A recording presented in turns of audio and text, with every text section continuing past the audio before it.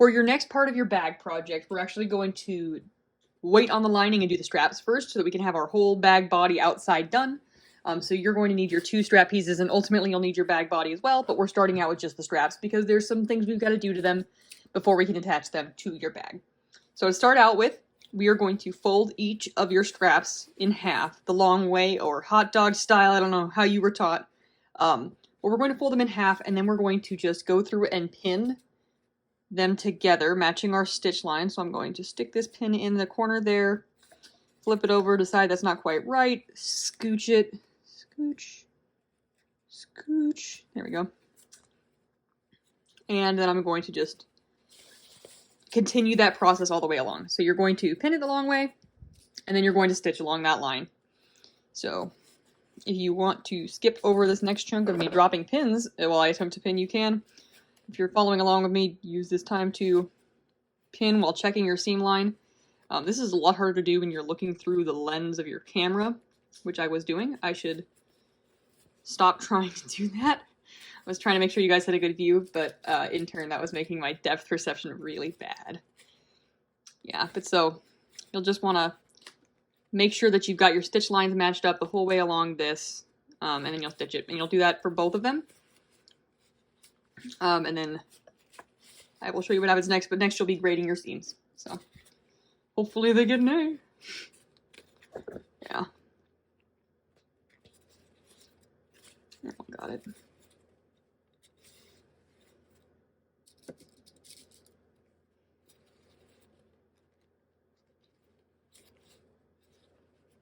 Now we're in the swing of things.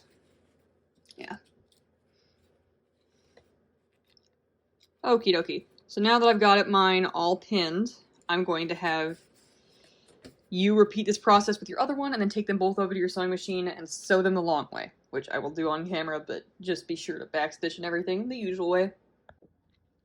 Now that I've got my straps all pinned, nice and ready to go, I'm going to just stitch them. So I'm stitching on the line. Nothing exciting or different about how we're stitching these. I am going to start all the way back, so not just starting on the stitch line like we were doing with the body of our bag, because we need this to not have little gapping holes in it like we actually wanted for our corners of our bag. And I'm going to stitch. My stitch length is 2.5. I'm back stitching. All the usual good things we do to make things normal when sewing.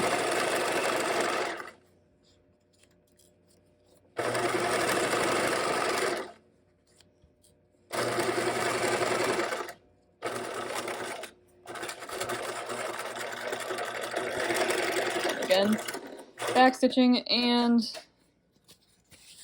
this is stitched. Do this again with your other one, and then I will show you what to do next.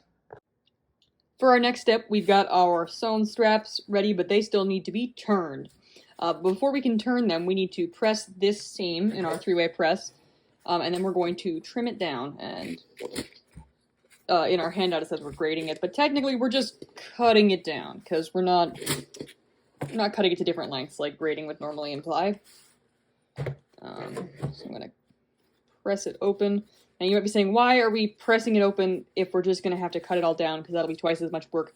And the reason is it's a lot easier to press something open when it's got an inch seam allowance like this does, than when it's a 1/4 inch, which is what we're cutting it to, because that is a lot harder to get your hand to just get it all flat and get it all ironed and supported. There we go.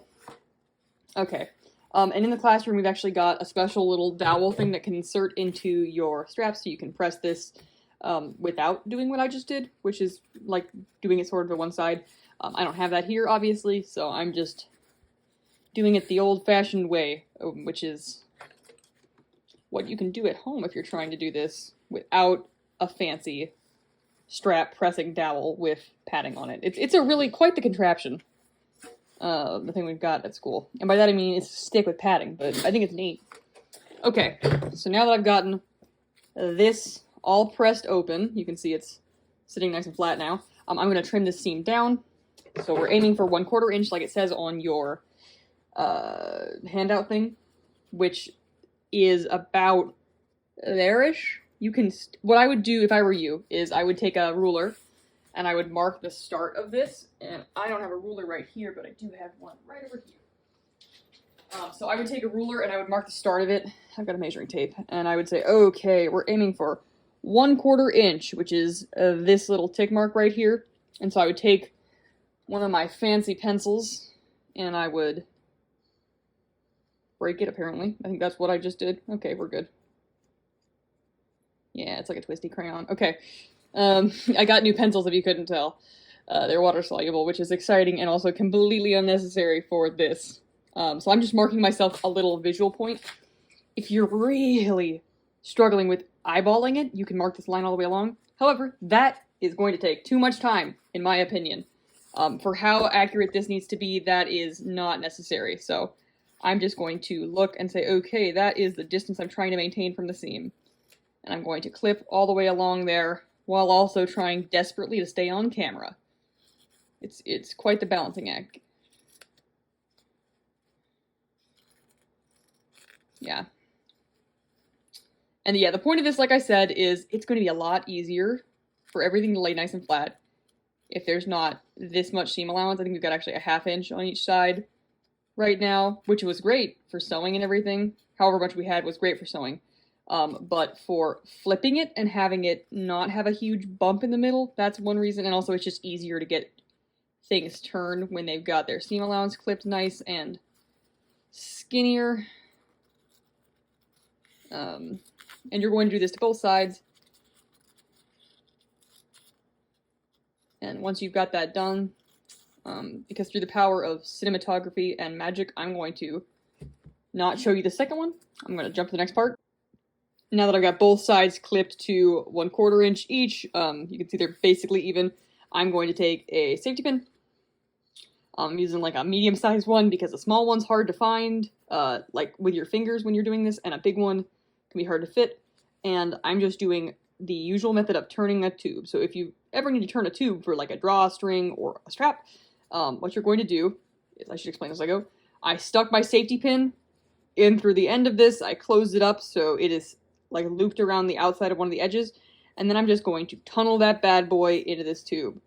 And I'm going to tuck this end in after it so that it's sort of chasing itself down this tube.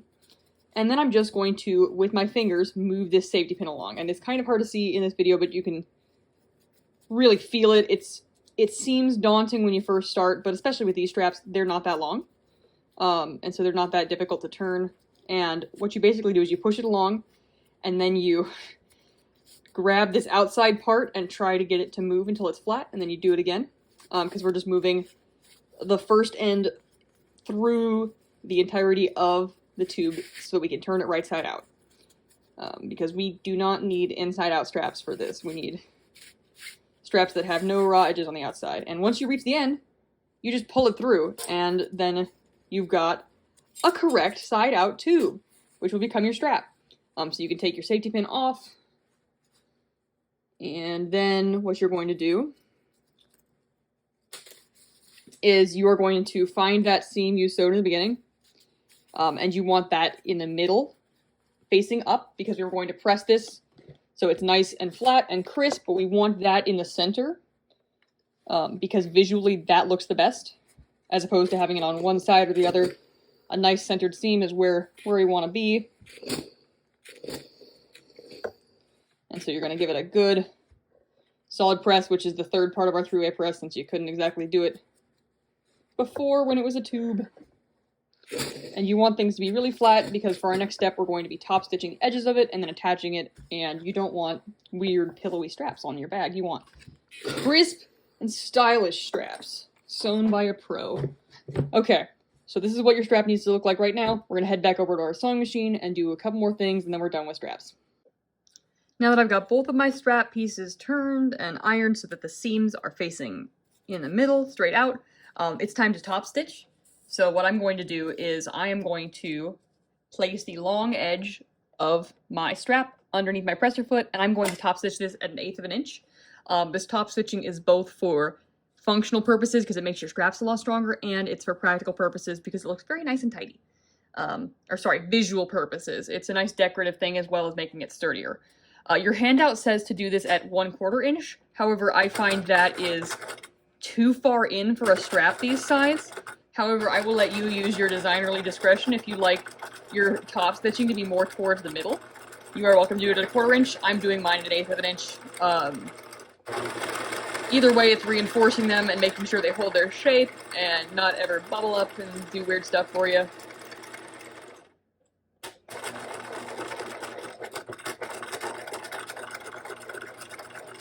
Backstitch. And you'll want to do this in a thread color that looks nice with your fabric. I'm still using that grayish, greenish color because I think it complements the stripes well. And then I'm going to do the exact same thing on the other long side. I'm leaving this short side alone. I don't need to stitch it or top stitch it or stitch it shut because in our next step, we're attaching that to your bag. So it will get stitched in due time. But yeah, so top stitch all 2 of your straps on both of their sides for a total of 4 times of top stitching.